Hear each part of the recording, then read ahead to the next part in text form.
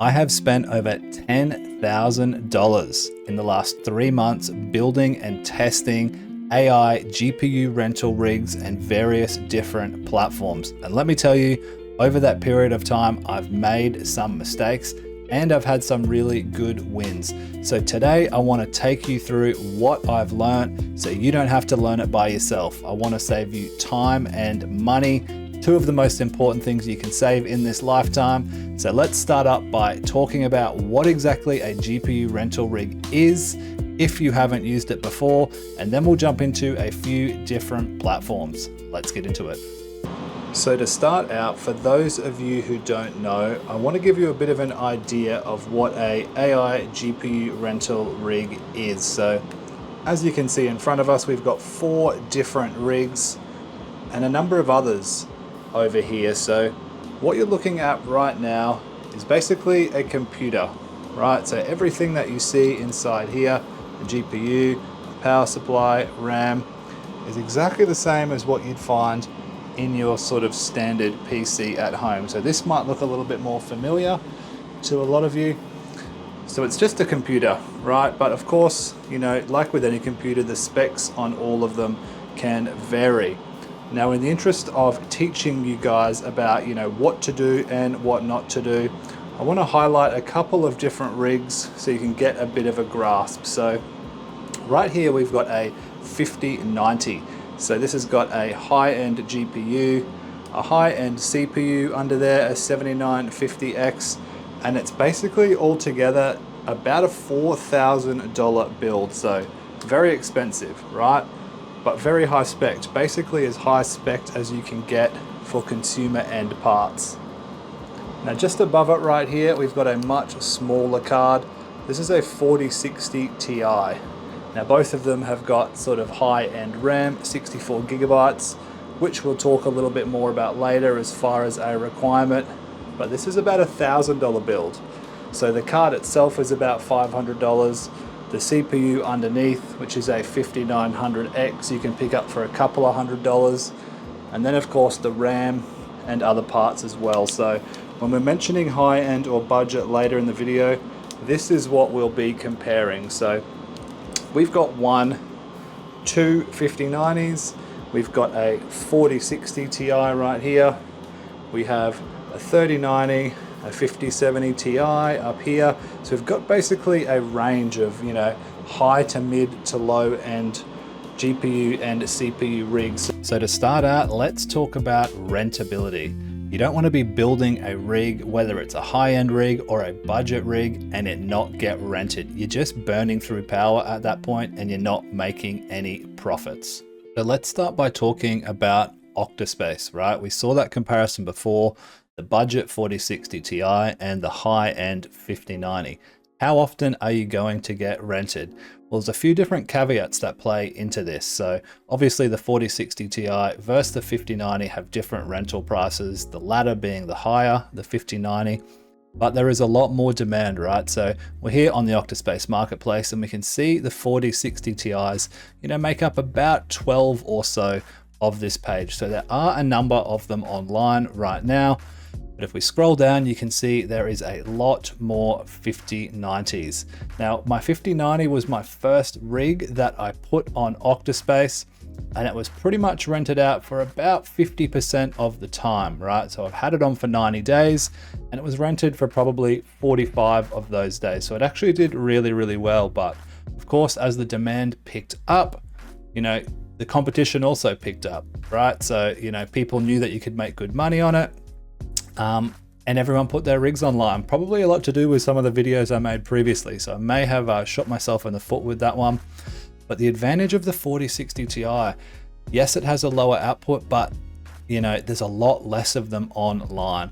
And honestly, over the last sort of 2-3 months that I've had that 4060 Ti as well, it's been rented out pretty much the same time as my 5090 has as well. So as far as rentability for the high end versus low end, if you're looking to get into something like this, I'd honestly start with a 4060 Ti. You're spending a lot less, and once you've done the profit and loss after you take out power and things like that, it's not always earning that much more if of course you can stay rented. Now moving on to another platform, Salad. A lot of you guys have heard it, Salad. It pays out in PayPal, so that's why it's definitely an advantage. Now I've only had one rig on here, and I'll explain why a little bit later. So my 5090 has been online and has been doing really, really well up until about a few hours ago. So this was rented out for about $5 a day. Right, so when Salad gets jobs, they have hosts, and this particular job for the 5090, it was a 3-month job, or it was supposed to be, and it was making about $5-6 a day, which was absolutely fantastic. But when it comes to the sort of lower end GPUs, what I've really noticed is that they're not really in high demand. For Salad specifically, I feel like it's generally always your 4090s, your 3090s, pretty much anything underneath that, I've noticed hasn't really been getting rented out very much. And as we can tell right now, that client's obviously dropped off massively. So the demand is low for everything. And this is the first time that I've noticed with my 5090 that it's not getting rented at that good rate. So right now we're only making, a few cents off this thing. It's definitely not doing as well as I'd like, but hopefully that would pick up soon. So if you are going to get into a program like Salad and you want to get paid out in that PayPal bonus, my recommendation would definitely be to go for the higher end. Now, whether or not you want to spend $4,000 just to get rented at 25 cents an hour is obviously a question you're going to have to answer yourself, because it is a gamble. There's no guarantees you'll ever make your money back with any of this sort of stuff. But if you've already got the hardware like I've got now, you may as well mime with it. But definitely with Salad, the budget rigs, I wouldn't waste your time. I've been on the forums, I've spoken to a lot of people, they're just not getting rented. High end, definitely the way to go.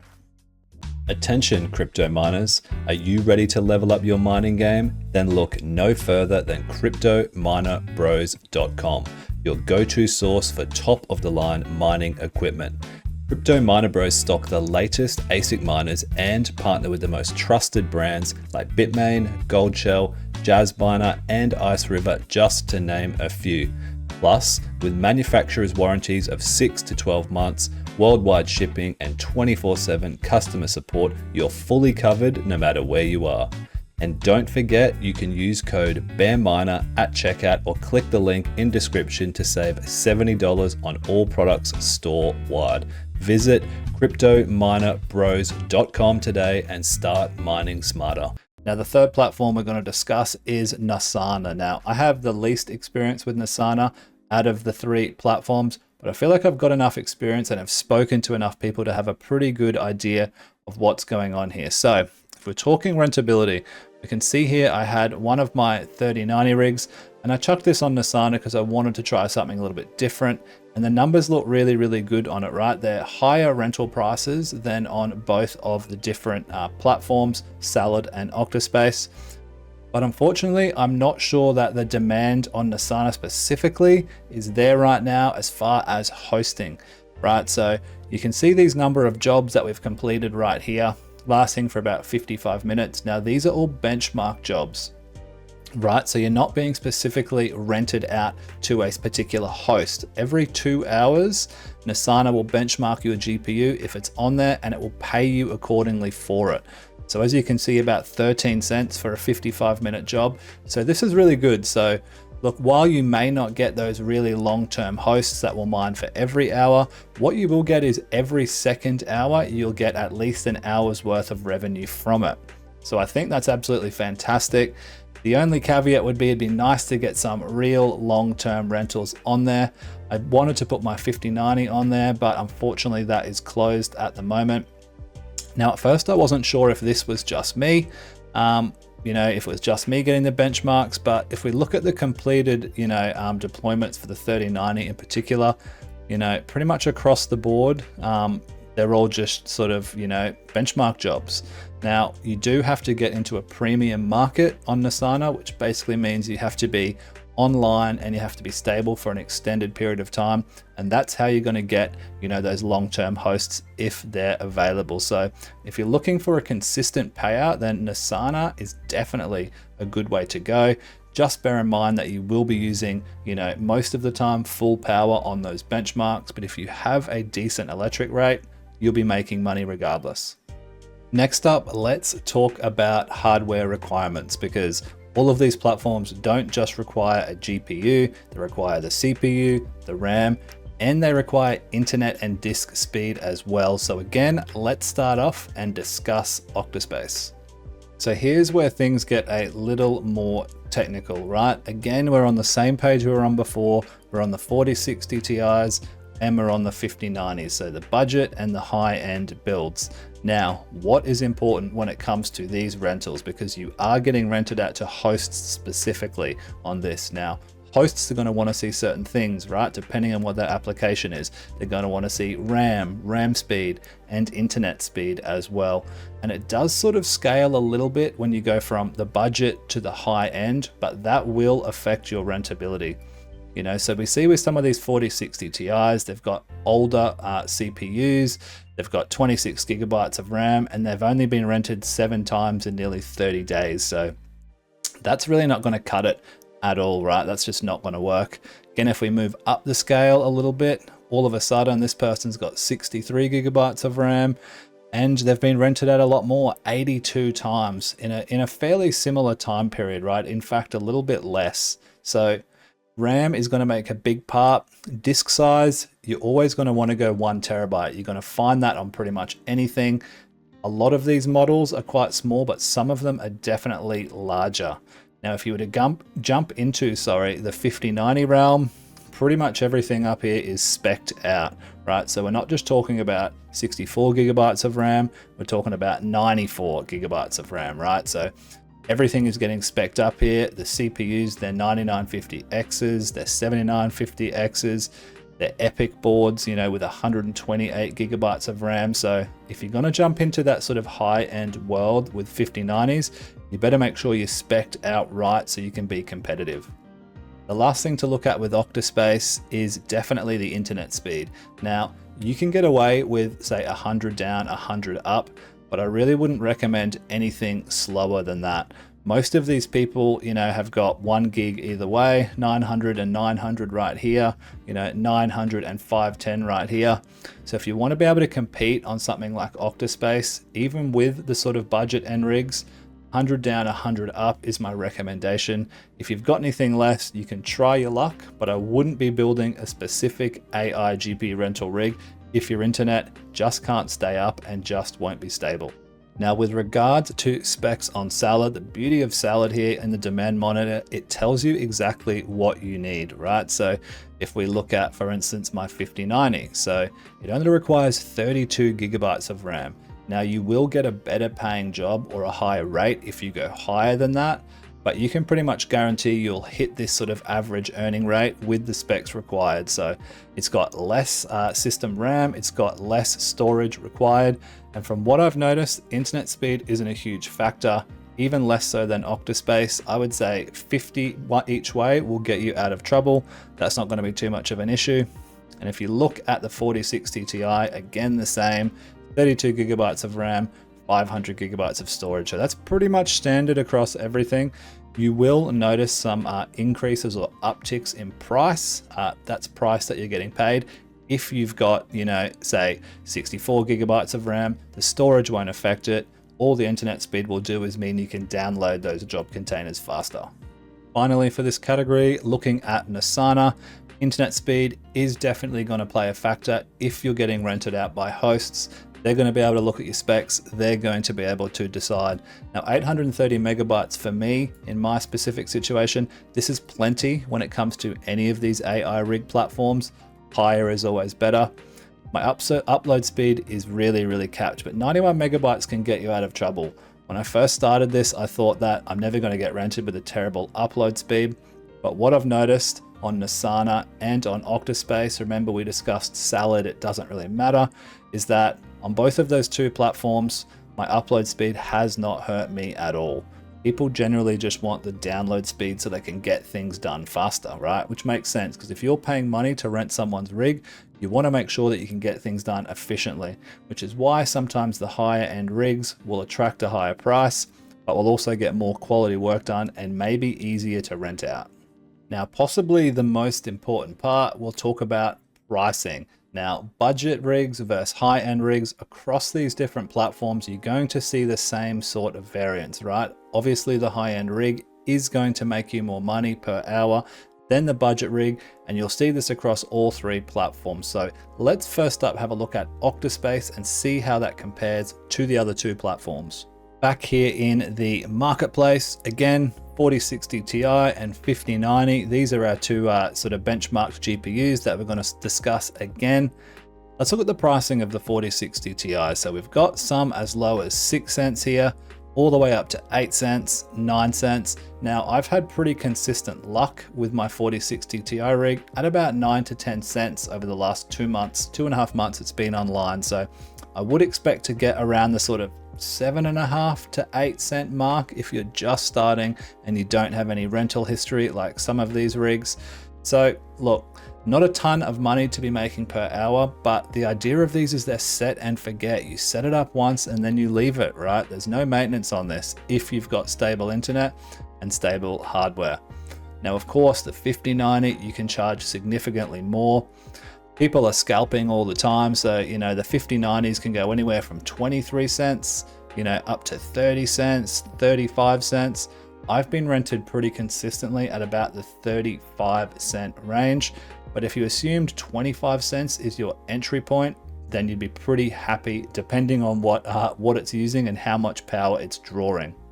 Looking at Salad, we have some pretty similar numbers. So I showed you before with my 5090, it was making about, you know, 25 cents, maybe a little bit more than that, which is pretty similar to what we see on Octaspace. So it says here somewhere, when we can find it, right here, 0.237 cents, so 24 cents around that mark. So fairly similar to Octaspace.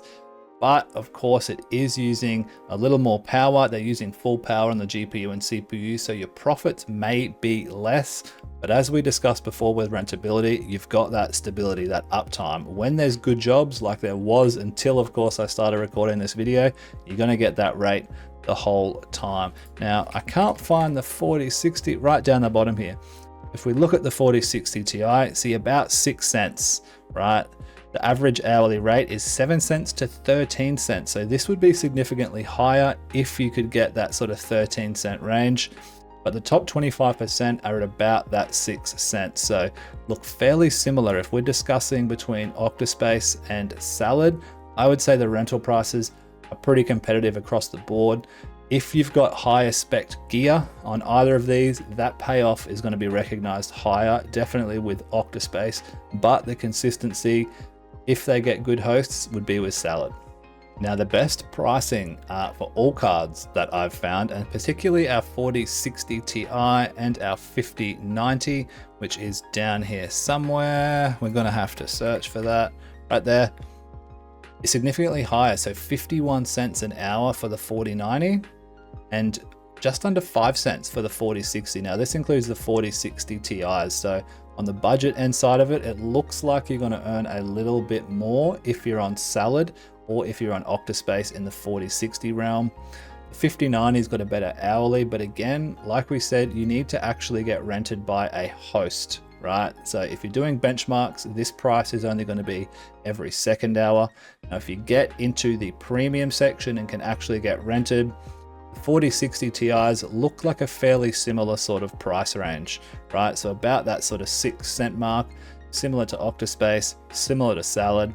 But if you can get in that premium world on the 5090s, I really wish they'd open up the 5090 market so I could put mine on there. But anyway, nearly 70 cents an hour for a 5090. So that's double the pricing that you'd get on Octaspace at a good rental price. And it's nearly triple what you'd get on Salad. So fingers crossed those 5090 markets open soon. If you wanted to calculate ROIs and things like that based off this number, don't do that yet. If you're looking at buying a high-end build, just wait until they've announced on their Discord the 5090 markets open. But the potential of 68 cents an hour on the 5090 is definitely going to be the winner at the high-end price. Now, the last thing I want to talk about is optimization and power. So we know that the higher end gear will earn more money, but you can save a little bit of power by doing a few different tweaks, which I'll show you in a little bit. We know that Salad jobs are going to use full power. We know that Nasana jobs are going to use full power. Some of my Octaspace rentals on a rig that could be pulling 700 watts, my 5090 rig with that high-end CPU, some of the rental rigs are using 100 watts an hour. So when it comes to power utilization, you've got a better chance on Octaspace to be using less power. But let me show you right now a little thing that the owners of these platforms don't want you to know about, and show you how you can reduce your power a little bit cheekily. Okay, so if you are, running, say, Octaspace on Hive OS or Linux, or you're running Nasana on the same, a little cheeky way to save a little bit of power, and I want to show you a real-time example of this, and sorry to the guy who's renting this rig right now, but I swear I'll change it back. So if we look here on the left, we've got a live tally of what our power draw is. Now, this is just for our GPU. Now, like I said, renters aren't going to like this. These host companies aren't going to like it, but I'm in it for you guys, right? That's why we're doing this. We're trying to show you how to make a little bit more money. These platforms are doing fine. I'm sure they'll be okay. So currently at 600 watts. Now 7950X, all we're going to do is say lock this core at 1600 megahertz. And let me show you what happens if it decides it's going to save. That 600 watts should very quickly, if it doesn't crash, of course, should just drop down. There we go. 318 watts. So you're knocking off 200 watts off this rig. Now, on a platform like Octaspace, a lot of the time people are using the VRAM, but this is going to hurt them if they want that, true power output. But, if you're saving money, I'm sure that's all you're really interested in. So that's one way to do it. The other way to do it on a platform like Octaspace, sorry, not Octaspace, on Salad, and this is what people do. Again, these platforms don't want you doing this stuff, but you can simply power limit, stuff. Salad will tell you when the rig has been degraded. It'll pop up on your screen, but I wouldn't really go any lower than 90% unless you want your rig to get degraded and to lose a little bit of money. So a little sneaky tip there for you if you wanted to do something like that. Now, of course, on some of these rental platforms, they will test your rig first. So it may just be the difference between getting rented or not, depending on how much power you're not using or using. So that's where we'll wrap it up, guys. Hopefully that gave you a little bit more information on those 3 different platforms and, high-end versus low-end sorts of rigs. And maybe it'll help you make a decision as to what might be better for you, right? Do you like Salad for that consistent payout when it's got jobs? Do you like Octaspace for the potential of low power? Or again, Nasana, for that on and off benchmarking, which guarantees you're getting paid something. Let me know down in the comments, guys, which platform you prefer, and if you've got any more information you want to share, because it's really helpful for people who need this sort of resource stuff. Let them know down in the comments. Post your little tips and tricks and your experience on these different platforms. As always, guys, join the Discord if you want to chat more about AI GPU rentals and crypto in general. That link is in the description, and I'll catch you in the next one. Peace!